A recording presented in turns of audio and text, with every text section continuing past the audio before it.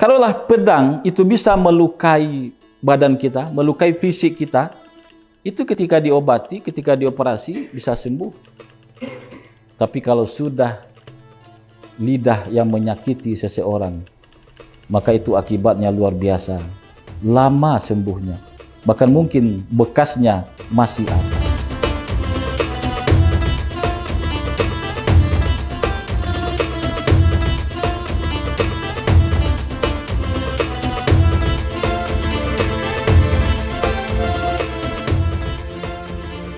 Bismillahirrahmanirrahim. Assalamualaikum warahmatullahi wabarakatuh. Alhamdulillah wa syukrulillah wassalatu wassalamu ala rasulillah. Ashhadu an la ilaha illallah wahdahu la syarikalah wa ashhadu anna Muhammadan abduhu wa rasuluh sallallahu alaihi wasallam la nabiyya ba'dah. Qala Allah ta'ala fil Qur'anil Karim. A'udzu billahi minasyaitonir rajim. Bismillahirrahmanirrahim. Innal ladzina hum min khasyati rabbihim musyfiqun. Shadaqallahul azim. Kaum muslimin, kaum muslimat, pemirsa dimanapun Anda berada, bersyukur kita kepada Allah atas segala nikmat yang diberikan kepada kita. Selawat beriring salam kita hadiahkan kepada junjungan alam, yakni Nabi besar Muhammad sallallahu alaihi wasallam. Pemirsa, sering kita melihat dalam tayangan televisi, berita di radio, ataupun juga berita-berita di media cetak. Banyak orang yang melakukan penyesalan setelah mereka melakukan tindakan-tindakan, perilaku-perilaku yang salah dalam kehidupan ini. Setelah mereka melakukan pembunuhan, menyesal. Kenapa saya melakukan pembunuhan? Saya menyesal. Ketika melakukan pencurian, ketika melakukan korupsi, ketika bertengkar, ketika berantam, dan sebagainya, banyak yang menyesal. Tapi sesuai dengan pepatah yang sering kita dengar ketika kita mulai dari SD, sesal dahulu pendapatan, sesal kemudian tiada berguna. Adapun minta maaf ketika terjadi persoalan, ya permohonan maaf diterima, tapi yang hukuman tetap dijalankan. Maka yang terbaik adalah perilaku seorang muslim, perilaku seorang bertakwa kepada Allah, perilaku seorang yang beriman kepada Allah adalah orang yang prinsip dalam hidupnya berhati-hati. Ayat yang kita bacakan di awal tadi, itu pada Quran surah Al-Mu'minun, ayat 57, Allah katakan, sesungguhnya orang-orang yang takut karena azab Tuhannya, karena dia bertakwa kepada Allah Subhanahu wa taala, karena dia beriman kepada Allah Subhanahu wa taala, maka dalam dirinya ada prinsip hidup penuh dengan kehati-hatian. Maka sebelum semua penyesalan yang tiada berguna, kita mesti lebih dahulu ada prinsip hidup hati-hati dalam kehidupan ini. Pemirsa, dari sisi mana kita mesti berhati-hati dalam kehidupan ini dan bagaimana korelasinya dengan ibadah Ramadan yang kita lakukan?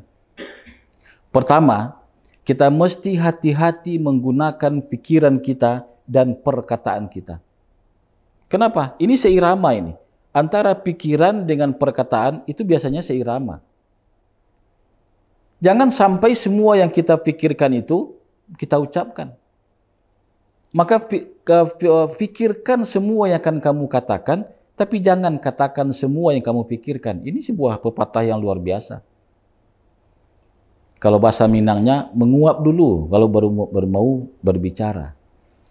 Pikirkan semua yang akan kita katakan, tapi jangan katakan semua yang kita pikirkan. Kenapa? Karena pikiran kita ini kadang-kadang ada yang negatif, ada yang menyinggung perasaan orang lain, ada yang berhubungan dengan ghibah dan seterusnya. Maka kalau kita ucapkan itu bisa tersinggung orang lain.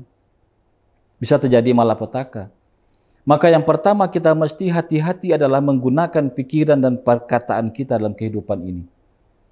Hari ini pemirsa, ucapan itu tidak hanya dalam bentuk lisan. Walaupun memang kata Imam Al-Ghazali, ketika ditanya oleh murid-muridnya, wahai Imam Al-Ghazali, wahai guru kami, apakah yang paling tajam kepada manusia?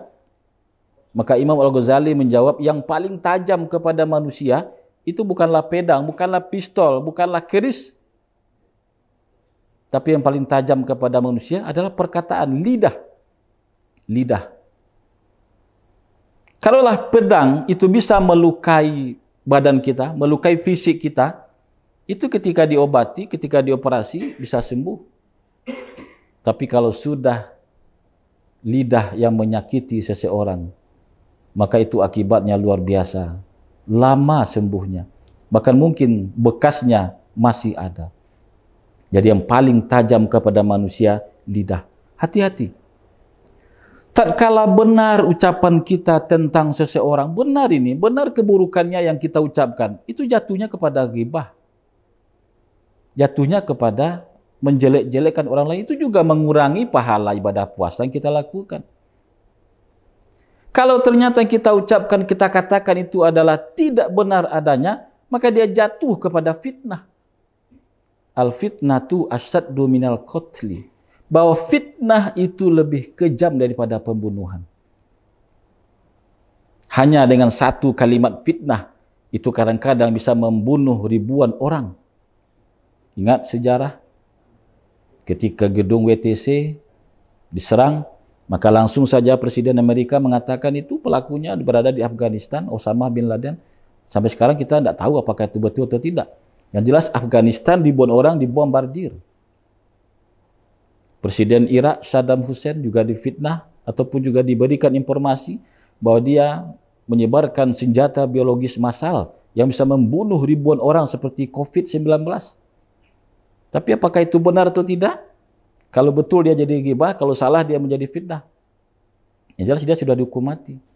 Dan mungkin juga banyak tragedi-tragedi yang kita lihat dalam kehidupan kita sehari-hari ini. Orang yang tidak berlaku kesalahan, tidak bertindak, dia tidak melakukan pelanggaran, tapi dia dipenjara. Itu fitnah. Maka oleh karena itu yang pertama prinsip kehati-hatian seorang mukmin dan muslim itu adalah hati-hati menggunakan pikiran dan lisannya, lidahnya. Hari ini lidah itu tidak hanya, ya saya katakan di awal tadi, tidak hanya perkataan, tapi juga sudah medsos. Gadget kita, HP kita, WA kita, postingan kita di Facebook, di Instagram, di Twitter, di TikTok. Itu semua kita mesti pagari dengan sifat hati-hati. Jangan sampai kita menjadi penyebar hoax. Ketika masuk postingan ke HP kita, masuk postingan, kita baca dulu, kita pelajari dulu, ini betul atau tidak. Kalau berisi sesuatu yang menyakitkan perasaan orang lain, menjelek-jelekkan seseorang, maka kalau ikut kita menyebarkan kepada orang lain, maka itu jatuhnya pada ghibah. Itu akan mengurangi pahala ibadah puasa kita. Apalagi kalau tidak benar, istilah sekarang namanya hoax, berita bohong. Maka tentu itu akan berakibat yang fatal. Fitnah itu lebih kejam daripada pembunuhan. Bisa menjadi adu domba. Luar biasa pengaruhnya. Bahkan itu dihitung sampai ke akhirat nanti. Ketika kita pernah melakukan hoax, ujaran kebencian, maka Al-Quran mengatakan kita mesti tabayyun terlebih dahulu. Apapun yang masuk dalam WA kita, postingan kita, hati-hati. Kita mesti tabayyun. Periksa dulu kebenarannya, cek dan recheck. Kenapa? Karena prinsip orang yang beriman adalah orang-orang yang hati-hati dalam perbuatan, dalam perkataannya. Pemirsa, kaum muslimin, kaum muslimat, dimanapun Anda berada. Yang kedua, bagaimana prinsip kehati-hatian seorang mukmin itu adalah dari perbuatan kita sehari-hari. Dari perbuatan kita. Kenapa ini penting? Karena jangan sampai perbuatan yang kita lakukan itu sudahlah bernuansa maksiat, bernuansa kemungkaran, bahkan juga bisa mencelakakan orang lain.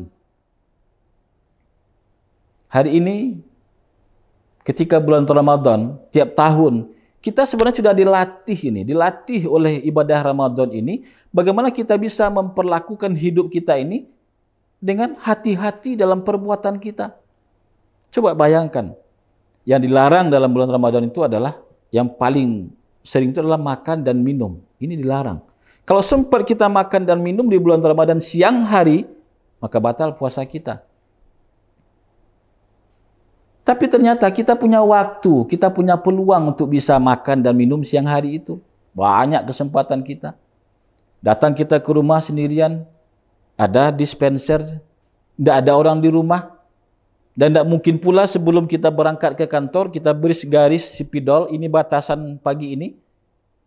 Lalu ketika ada perubahan garisnya, berarti ada yang minum. Tidak ada. Itu hebatnya orang berpuasa. Bisa saja kita minum, tidak tahu orang lain.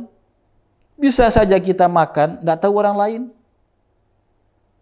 Bahkan mungkin yang suami istri siang hari, ketika tidak ada orang lain juga bisa melakukan hubungan seksual. Hubungan suami istri. Tapi tidak dilakukan oleh orang berpuasa. Kenapa? Karena dia hati-hati. Karena Allah selalu mengawasi dalam perbuatannya ini. Itu hebatnya orang berpuasa. Hati-hati dia. Jadi ada istilahnya CCTV-nya Allah. Pengawasan yang melekat yang Allah berikan kepada setiap umatnya dalam berpuasa ini. Hebat ini. Ramadan memberikan dampak kehati-hatian kepada kita. Bisa saja, pemirsa, ketika azan zuhur berkumandang, kita sedang haus-hausnya. Azan zuhur, kita datang ke masjid, lalu kemudian biasanya, kita ini kan berkumur-kumur dulu. Ada yang berkumur-kumur ini merupakan suatu hal yang sangat penting bagi dia ketika akan berwudu. Gosok tangan, cuci hidung sedikit, kemudian kumur-kumur. Ketika tidak ada orang di kiri kanannya, airnya bersih, bisa saja dia minum langsung air kumur-kumur yang berwudu itu, bisa. Tidak ada orang yang lihat kok. Mungkin juga tidak ada orang yang marah, tidak tahu, tidak ada orang yang absensi itu, dibuang tidak air kumur-kumur tadi, tidak ada orang melakukan itu. Tapi ternyata itu diri kita sendiri. Perbuatan kita berhati-hati dalam bulan Ramadan ini. Itu hebatnya orang yang berpuasa. Kehati-hatiannya itu ada CCTV, bagaikan CCTV, ada kamera Allah yang selalu mengawasi kita selama kita berpuasa 13,5 jam itu. Mulai dari terbit fajar sampai terbenam matahari. Maka ingat, Al-Quran pernah mengatakan surat Yasin, Al-yawma nakhtimu ala afwahihim wa tukallimuna aydihim wa tashhadu arjuluhum bima kanu yaksibun. Ini sama juga dengan CCTV Allah ini. Pada suatu hari nanti, mulut kamu akan terkunci dengan rapat, tangan kamu akan berbicara, kaki kamu akan menjadi saksi bima kanu yaksibun. Dari semua yang telah kamu lakukan di atas dunia. Pemirsa, kita juga pernah mengibaratkan bagaimana cara kerjanya kamera ini ketika menentukan benar atau salah dalam kehidupan ini. Coba lihat. Kita sering menonton pertandingan bola kaki. Ketika misalnya Ronaldo menggolkan bola masuk ke gawang lawan, gawangnya Barcelona, tapi kemudian dibatalkan oleh wasit. Protes semua, penonton protes, pendukung Real Madrid juga protes. Tapi apa terjadi ketika ditayangkan replay, tayangan kameramen, tayangan kamera, bagaimana posisi Ronaldo ketika mendapatkan umpan bola, maka di situ ternyata posisi Ronaldo berada pada posisi offside. Habis itu orang diam. Seperti inilah gambaran nanti akhirat itu. Mulut akan terkunci. Tidak bisa berbicara lagi. Tapi yang berbicara menjadi saksi itulah tangan, kaki kita. Maka jelas. Oh, ternyata betul. CCTV kamera tidak salah. Di bulu tangkis. Saya juga hobi badminton. Ketika kita yakin bola itu masuk.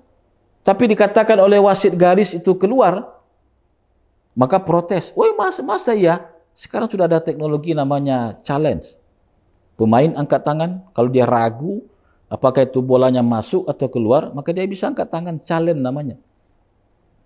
Maka kemudian sekitar 1 menit, proses teknologi kamera itu mengeluarkan tayangan di mana posisi bola itu, atau shuttlecock itu. Maka ternyata betul kiranya. Apa yang kita katakan benar, memang betul bolanya masuk. Atau mungkin dalam persepsi kita bolanya keluar, dikatakan masuk, kita juga bisa challenge. Artinya apa?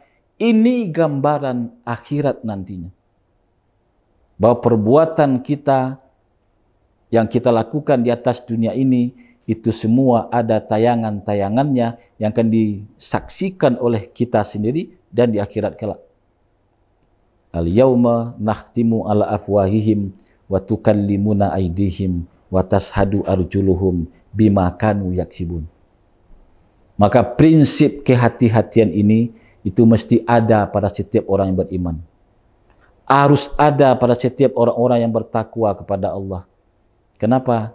Karena kalau kita tidak berhati-hati, perkataan kita, perbuatan kita, maka itu akibatnya bisa mencelakakan diri kita sendiri, mencelakakan orang lain, bahkan mungkin juga kita bisa mendapatkan tempat yang tidak terbaik di alam akhirat. Ini penting bagi kita. Dan Ramadan sekali lagi telah mengajarkan kepada kita semua bagaimana sikap dan tindakan kita, bagaimana perilaku kita itu berhati-hati dalam kehidupan ini.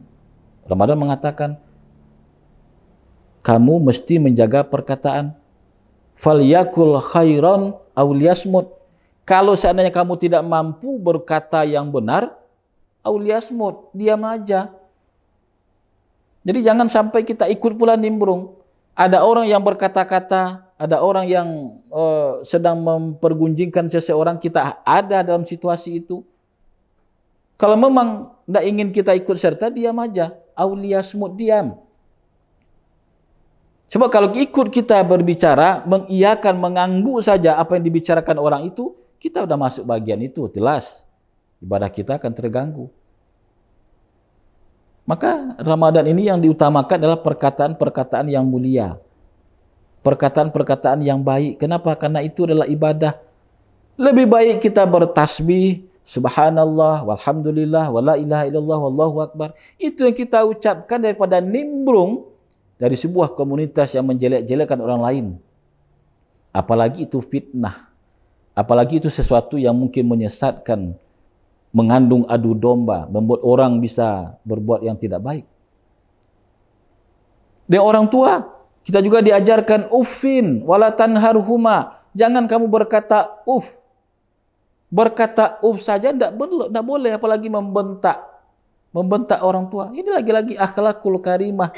Prinsip kehati-hatian sifat dan akhlak manusia adalah bagaimana kita bisa menggunakan perkataan kita dengan baik. Perbuatan juga demikian.